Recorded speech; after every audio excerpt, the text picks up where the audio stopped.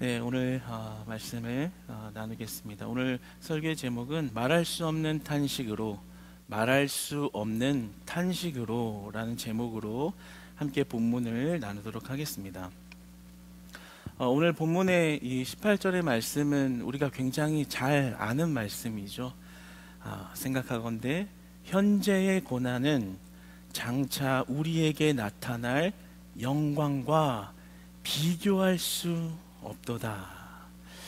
참 이 말씀을 읽으면 참 은혜가 됩니다. 미래에 대한 소망을 기대하게 하는 거죠. 우리가 앞으로 맞이할 그 천국은 현재의 고난과 현재의 것과는 비교가 안 되는 그런 영광이다라는 것입니다. 그런데 여기서 바울이 이 18절의 말씀을 선포하면서 굉장히 함축적으로 의미하고 있는 것이 있습니다. 그것은 무엇이냐면 그 영광이 실제로 존재한다라는 것을 나타내고 있는 거예요. 그러니까 우리가 맞이할 장차 그 미래의 장래에 맞이할 그 영광스러운 그곳이 실제하다라는 것을 이야기하고 있는 것입니다. 베드로는 베드로전서 1장 4절로 5절로 이렇게 말합니다. 그 마지막 구원에 관하여 이렇게 말을 하죠. 말세에 나타내기로 너희를 위하여 하늘에 간직된 이라고 말합니다.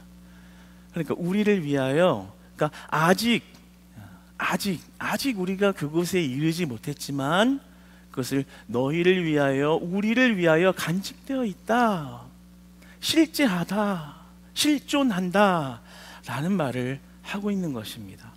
오늘 18절에 처음에 보면 생각하건대로 이렇게 시작을 합니다.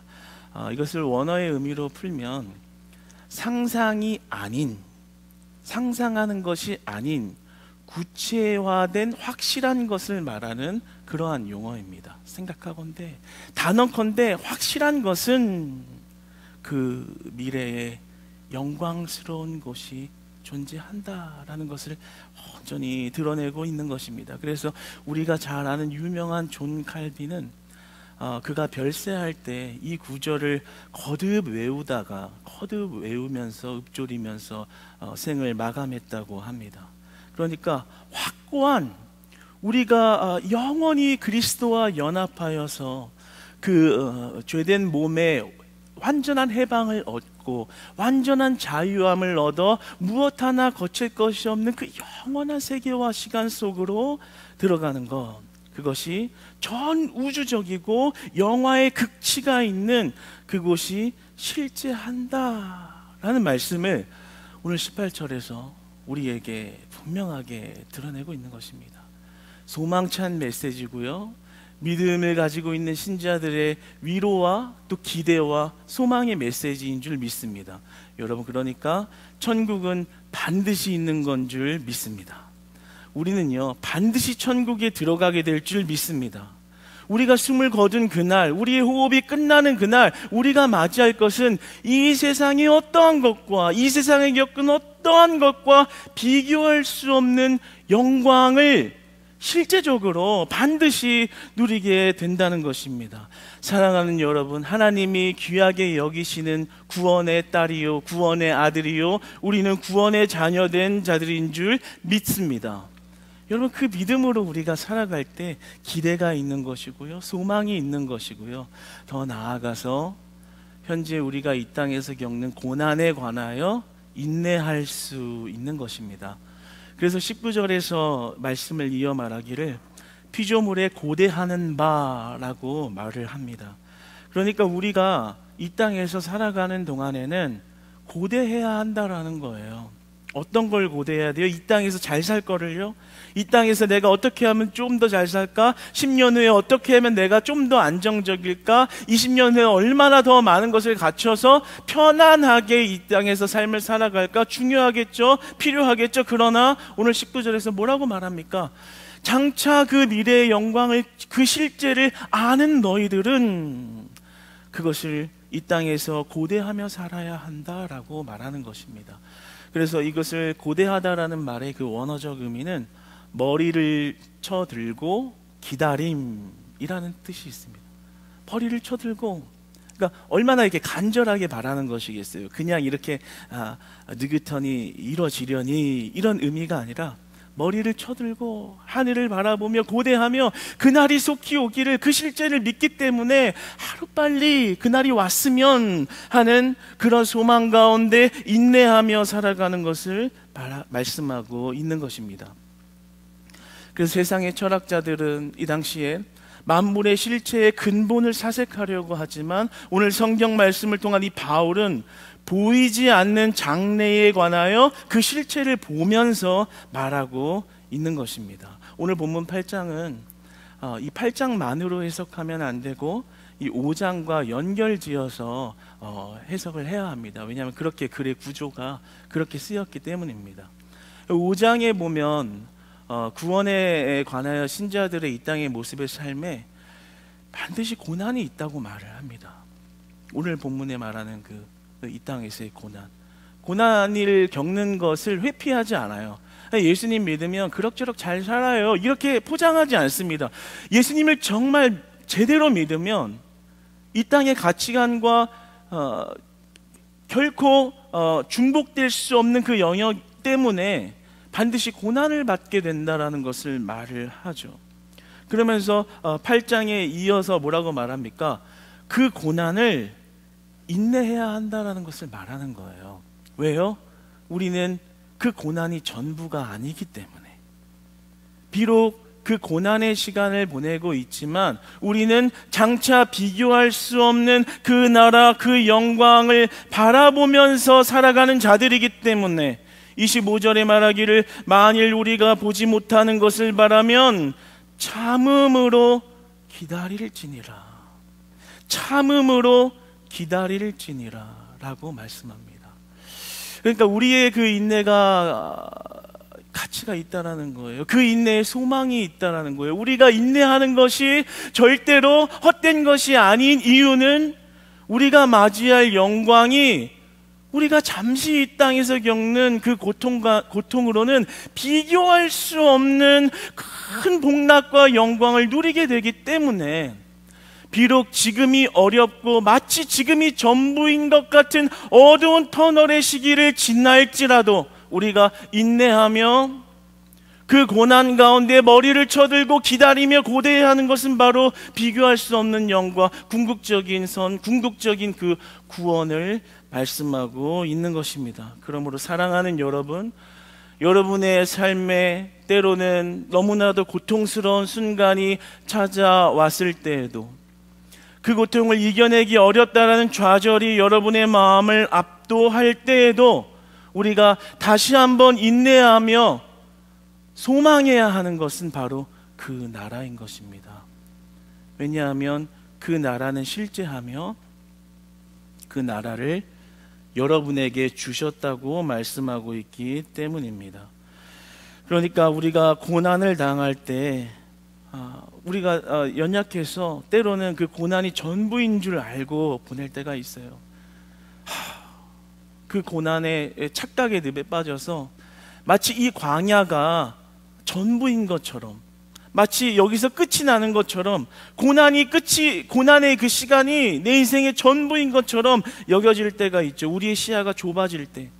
당연히 그럴 수 있습니다. 그러나 하나님께서 우리에게 소망을 주시기를, 저는 오늘 이 말씀이 참 위로가 되더라고요. 그 구원에 관하여 두루뭉술하게 이야기하거나 어떻게 어물쩡 이야기해 주신 게 아니라 너희들이 맞이할 그 영광이 어떠한 것인지에 관하여 너무나도 선명하게 이야기해 주셨다라는 것이 참 위로가 됐습니다. 그러니까 우리가 비록 그 고난의 길이 길게 느껴질 때라도, 오늘 성경은 이렇게 말씀하거든요. 길게 느껴져도 그 맞이할 영광에 비하면 짧은 거야, 이렇게 이야기합니다. 정말 너무 길고, 하나님 진짜 너무 힘들어요, 너무 어려워요, 정말 이렇게까지 이런 어려운 시간을 주신 이유가 뭡니까? 때로는 이해할 수 없지만 우리가 한 가지 잃어버리면 안 되는 사실은, 우리가 맞이할, 우리가 이미 받은, 또한 보게 될 그 나라와 비교하면 그 고난이 하나님의 시간 안에선 그리 길지 않은 시간이라고 말씀하십니다. 그래서 우리가 그 실지 않은 구원을 바라볼 때 그 여러분의 힘든 시간을 인내로 버티시고, 인내로 기대하시고, 인내로 소망하시고, 그 모든 어려움을 이기게 하시는, 넉넉히 이기게 하시는, 보라 하나님의 구원을, 보라 하나님의 능력을, 너희를 위해서 대신 싸우시는, 궁극적으로 우리를 그 구원의 길로 온전히 인도하시는 그 하나님을 바라보시기를 축복합니다. 그러니까 우리 크리스찬의 관점에서는 그 고난은 궁극적으로 영원한 기쁨을 낳기 위하여 향한 걸어가는 길이기 때문에 그것이 천국의 소망을 더하는 길이라는 겁니다. 여러분이요, 어렵고 어려우면 더 어려울수록 천국의 소망이 더 커지는 은혜가 있기를 축복합니다. 정말 진짜 어려우면요, 진짜 예수 그리스도를 더 붙잡게 되거든요. 정말 어려우면, 내가 감당하기 어려운 큰 벽을 맞았다고 어려우면 그 그리스도를 더 간절하게 붙잡게 되거든요. 그러면 그 천국의 소망이 더 확실해지듯이 우리가 온전히 그 나라를 소망할 줄 아는 그 믿음 위에 서서 그 모든 어려움의 시간을 보낼 수 있는 저와 여러분 되시기를 소망합니다. 여러분, 우리는 이 땅에서 탄식하고 신음하게 됩니다. 오늘 본문에 보면 이 탄식한다는 말이 원어로 풀면 신음하다라는 말이고, 오늘 이 신음한다라는 이 표현은 8장 22절에 신약성경 전체에서 단 한 번 나온 말입니다. 우리가 이미 그 나라를 받았고 받게 될 영광스러운 자녀들인데 왜 우리는 이 땅에서 탄식할 만한 일 가운데 거하는 것인가에 대해서 오늘 본문은 우리가 죄 가운데 있기 때문에 그러하다라는 거죠. 이미 받은 구원의 은혜지만 아직 이르지 못한 그 긴장의 관계와 시간 속에서 아직 우리의 육체는 그런 죄의 영향을 받기 때문에 우리가 탄식하며 또 신음할 만한 일에 거하게 된다라는 겁니다. 그런데 우리가 이렇게 신음하게 되는 이유를 사실 조금 더 깊이 들어가면 오늘 본문에서는 성령님이 우리와 함께 하시기 때문이라고 말씀하고 있어요. 왜냐하면 성령님이 함께하고 계시기 때문에 우리가 죄 가운데 거했을 때 우리의 마음이 신음하게 된다는 거예요. 왜냐하면 하나님의 기준을 만족시키지 못하는 나를 발견하게 하시고 그러한 모습의 좌절을 경험하게 한다라는 것입니다. 그러나 동시에 그 하나님의 기준에 만족하고 싶은 그런 갈망과 바람을 가중시켜 준다라고 말씀하고 있습니다. 이렇듯 우리는 연약함이 있다라는 거예요. 비록 확실한 구원의 자녀지만, 확실히 그 장차 맞이할 영광을 향하여 가는 자들이지만, 그럼에도 불구하고 이 땅에서 살아가는 우리는 육신의 한계를 지닌 사람들이기 때문에 연약함이 있다라는 거죠. 그래서 26절에는 연약함을 도우시나니, 우리가 연약한 존재라고 말을 합니다. 근데 여기서의 이 연약함의 의미는 무엇이냐면 하나님의 뜻을 제대로 분별하지 못하는 것을 말합니다. 그러니까 단순히 뭐 육신이 약하거나 그냥 뭐 좀 죄를 좀 더 많이 있는 성향을 가졌다거나 그런 것이 아니라, 여기서 오늘 본문이 우리가 연약한 존재라고 말하는 것은 우리의 심령이 하나님의 뜻을 온전히 분별해내지를 못하는 무지하고 연약한 모습이 있다라는 거예요. 비록 중생한 신자라고 할지라도 그 뜻을 제대로 보지 못한다라는 거죠. 그래서 기도를 할 때 하나님의 뜻을 온전히 구하는, 하나님의 뜻에 부합한 온전한 기도를 드리지 못하고 기도할 바를 알지 못한 채, 기도의 목적을 잃은 채 기도하는 그런 연약함이 있다라는 거예요.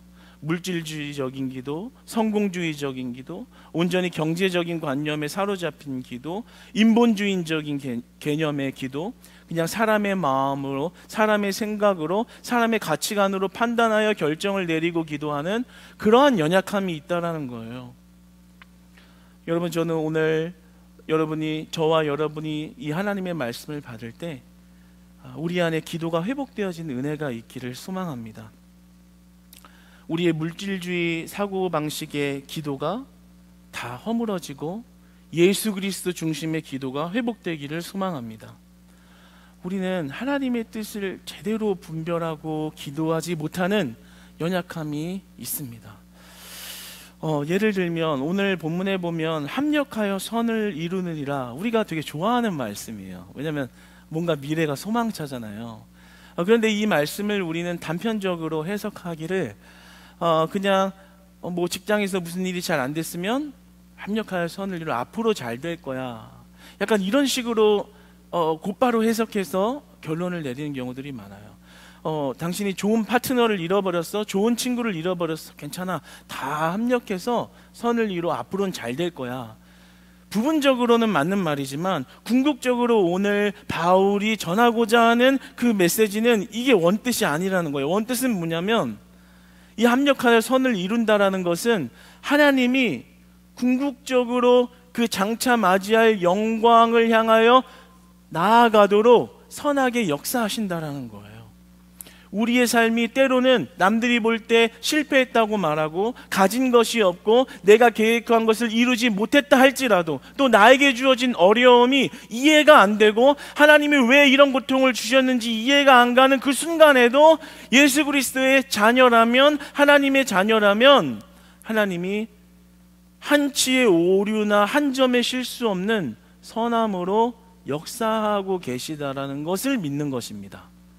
여러분, 그런 믿음이 회복되시기를 축복합니다. 그러니까 이게 얼마나 위로와 소망의 메시지예요. 우리는 뭔가 잘 돼야지, 선을 이루었구나, 하나님이 합력해서 너에게 선을 이루었구나, 이렇게만 말하죠. 그러나 그런 게 아니라는 거예요. 비록 어려운 순간에 처해 있어서 남들이 볼 때는 불쌍하다 여길 만한 어려움에 처했다 할지라도 하나님께서는, 하나님의 계획 안에서는 하나님이 선함으로 그를 인도하고 계시다라는 거예요. 궁극적으로 그 사람을 장차 비교할 수 있는 영광에 거하게 하기 위하여 말입니다. 그러니까 우리가 의지해야 할 것은요, 상황으로 하나님의 계획을 판단하고 내게 보여지는 것으로 하나님의 계획을 쉽게 결론으로 도출해버리는 그런 오류를 범하는 것이 아니라 내 모든 상황 가운데서도 선하게 역사하시며 내 어려움의 상황도 보고 계시며 결국에는 그런 나를 약속의 땅, 약속하신 기업으로 향하게 하시는 하나님의 사랑이 나에게 있다는 것을 끝까지 믿는 것입니다. 인내하며 바라보며 의지하며 말입니다. 우리가 하나님의 뜻을 다 알 수 없죠. 그러나 그 뜻을 우리의 생각으로 판단하는 것이 아니라 합력하여 선을 이루고 계신 그 하나님의 완전한 선을 믿는 것입니다.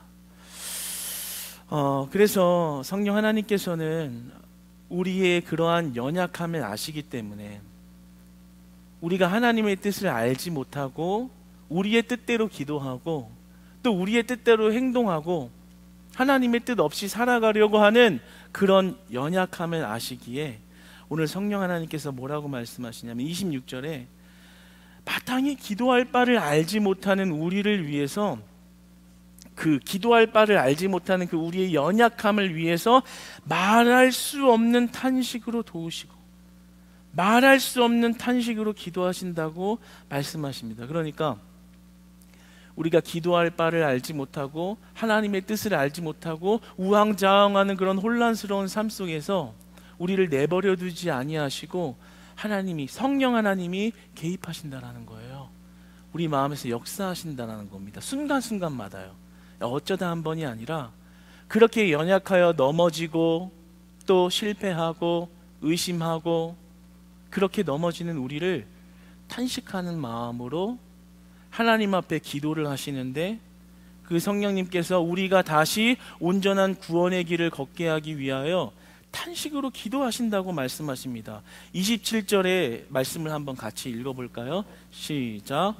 마음을 살피시는 이가 성령의 생각을 아시나니 이는 성령이 하나님의 뜻대로 성도를 위하여 간구하심이니라. 성령님이 하나님 앞에 여러분을 위해서 기도하시는 그 기도는 완벽하다라는 거예요. 하나님의 뜻에 완전히 일치되어 있다라는 거예요. 성삼위일체 하나님을 말하고 있는 것입니다. 그러니까 내가 기도할 바를 몰라 내 뜻대로 기도하고 내 뜻대로 살아가고 내 뜻대로 행동할 때 성령 하나님이 그때마다 탄식하며 부르짖으며 주님 앞에 기도하기를, 하나님, 나의 사랑하는 이 딸이, 나의 사랑하는 이 아들이 오직 하나님의 뜻을 알아 분별하여 구원의 길을 걸어갈 수 있도록 주님 도와주세요. 탄식하며 말을 할 수 없는 탄식으로 그렇게 애타게 기도하신다라는 거예요. 왜요? 그 하나님의 뜻, 최종적인 구원에 여러분을 이르게 하려 하심인 것입니다. 그러니까 성령 하나님이 우리의 기도를 바꾸시고 우리의 심령의 생각을 바꾸신다라는 거예요. 어떤 거겠어요? 저도 1층 리모델링 공사를 하면서 이제 돕는 역할을 하면서 너무 분주하고 바쁘고 힘들 때가 있죠. 그러다 보면 하나님을 향한 뜻과 계획이 잠시 잃어버린, 그 뜻을 잃어버린 채 막 그 일에만 열중하고 있는 그런 모습을 발견하게 됩니다. 그런데 오늘 말씀을 묵상하면서 다시 한번 큰 은혜로 왔던 건, 그런 상황 가운데 다시 하나님 앞에 기도할 때 그 여러 가지 공사 현장의 그런 과정과 문제 위에 하나님의 마음을 보게 하시는 그런 시야를 열어주시는 거죠. 이 공사의 현장의 어려움이 전부가 아니라 하나님이 왜 이것을 주관하고 계시고 왜 이것에 우리를 동참시키셔서 무엇을 이루게 하려고 하시는지 그 마음을 보게 하실 때 우리의 생각이 바뀌는 거죠. 이 땅에 집중하는 것이 아니라 하늘에 집중할 때 다시 소망이 회복되고 기대가 회복되고 감사가 회복되어지는 것입니다. 여러분의 기도가 이렇게 바뀌어야 된다는 거예요. 성령 하나님의 은혜가 여러분의 기도를 이렇게 바꾸신다는 겁니다. 어떨 때요? 여러분이 교인들과 성도들과의 마음이 틀어졌을 때, 그래서 예배도 집중이 안 되고 기분이 상해서 그 사람 얼굴만 봐도 은혜가 막혀버린 것 같은 그런 막막함과 답답한 상황에 이르렀을 때, 절대로 그가 용서가 안 되는, 용납할 수 없는 그런 관계에 있을 때라도 주님 앞에 기도하면, 그 성령 하나님의 능력을 의지하며 기도하면 어때요? 우리의 기도를 바꾸시는 거죠. 그 사람을 사랑할 수 있도록, 그 사람을 용납할 수 있도록, 그 사람을 품을 수 있도록, 나아가 그 사람을 섬길 수 있도록. 그게 바로 성령 하나님이 우리 가운데 행하시는 일이라는 거예요. 나는 그리스도의 사랑을 행할 수 없는데 그 성령 하나님이 말할 수 없는 탄식으로 우리의 심령을 만지시고 개입하시고 그 생각과 말과 행동과 언어를 바꾸실 때 다시 우리가 그 영광스러운 하늘을 바라보며 살아가게 하신다라는 거죠. 그 큰 은혜가 오늘 성경 말씀은 여러분의 삶의 순간순간마다 있다고 말씀하십니다. 여러분의 마음에 내주하시는 성령이 그 모든 것들을 개입하신다고 말씀을 하십니다.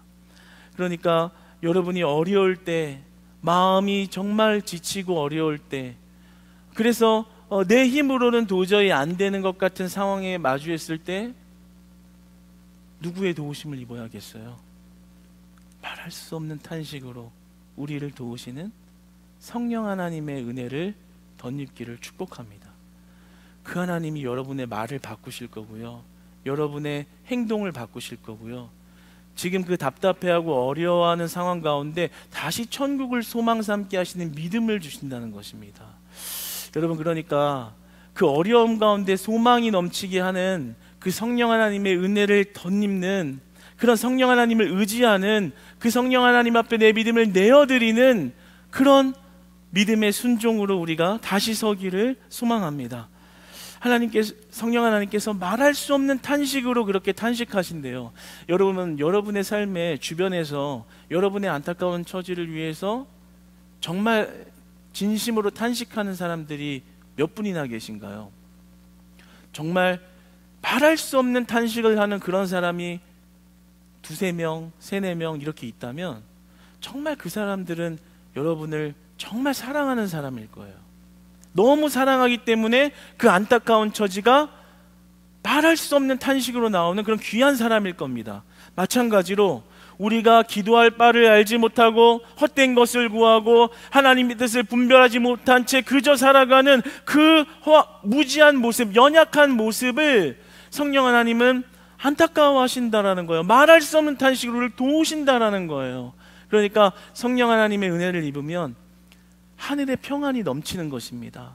내가 이 땅에 매어있던 좁은 시야를 다시 그 영광스러운 나를 향하게 하시고, 내 마음에 너무나 어려운 순간을 천국의 소망으로, 슬픔과 그 모든 아픔을 기쁨으로 바꾸시는 그 성령 하나님의 은혜를 우리가 날마다 덧입기를 축복합니다. 내 힘으로 살아가는 것을 내려놓고, 하나님, 성령 하나님, 나를 위하여 탄식하시는 그 기도의 은혜를 입어 하늘의 세계를 열어주시옵소서. 내가 이 땅을 보는 이 육신의 이 눈을 하늘을 바라보는 눈으로 열어주셔서 내가 주님의 능력으로 살아가는 자녀 되게 하옵소서. 그 성령 하나님의 은혜가 날마다 여러분의 삶에 있기를 소망합니다. 여러분, 우리 찬송 한 곡 같이 우리 부를까요? 마음이 지쳐서 기도할 수 없고, 오늘 말씀을 묵상하면서 이 찬양을 같이 불렀으면 하는 마음이 들더라고요. 이 성령 하나님이 우리를 위하여 어떠한 마음으로 지금도 일하시는가, 우리를 어떻게 바꾸시는가를 묵상하면서 우리 한번 한 절만 이렇게 불러봅시다.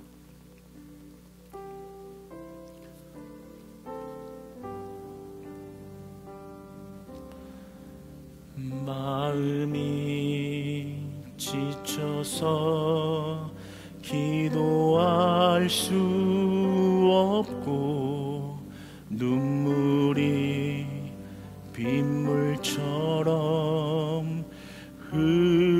흘러내릴 때 주님은 우리 연약함을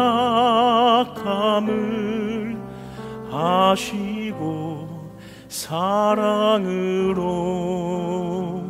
인도하시네.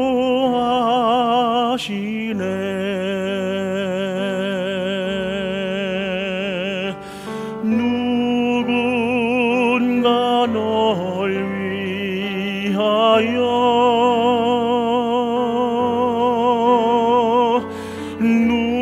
누군가 기도하네.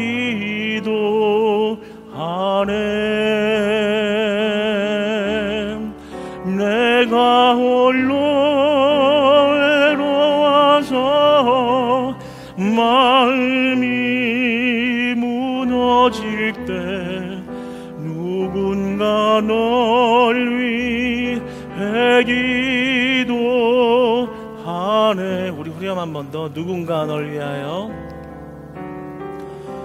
누군가 널 위하여,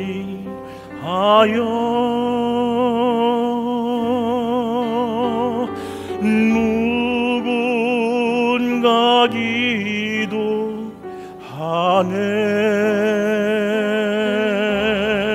내가 홀로 외로워서 마음이 무너질 때 누군가 널 위해 기도하네. 우리 잠깐 한번 짧게 기도해 볼까요? 우리 기도할 때, 하나님, 나의 기도를 바꿔주시옵소서. 내 세속주의적인 생각, 인본주의적인 생각, 내 욕심을 위하여 기도하던 기도를 멈추게 하시고, 이 땅을 위한 목적이 사라지게 하시고 하늘을 향한 목적으로 내 말과 행동과 삶이 바뀌도록 성령 하나님 은혜 베풀어 주시옵소서.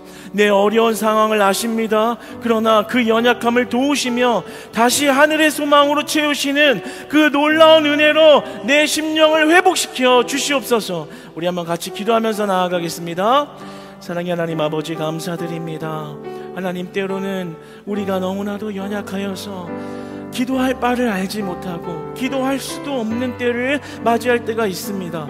때로는 이 땅이 전부인 줄 알고 낙심하여 주 앞에 무엇을 기도할지 몰라 방황하는 그때에도 하나님은 그런 연약한 나를 위하여 탄식하며 하나님 앞에 간구하기를, 하나님, 내가 온전한 영광 속으로 들어가도록, 그 약속의 땅으로 들어가도록, 그 최종적인 구원에 이르도록 하나님 나를 인도하고 계시오니, 하나님 내 힘을 내려놓게 하시고, 하나님 내 생각을 내려놓게 하시고, 내 입술을 주장하여 주시사 내 입술의 고백이 하늘의 뜻을 향하게 하시고 하나님의 뜻을 향하게 하시고, 하나님 아버지 하나님의 말씀을 향하게 하여 주시고, 하나님 나에게 주신 구원의 영광으로 살아갈 수 있는 능력의 말로 바꿔주시옵소서.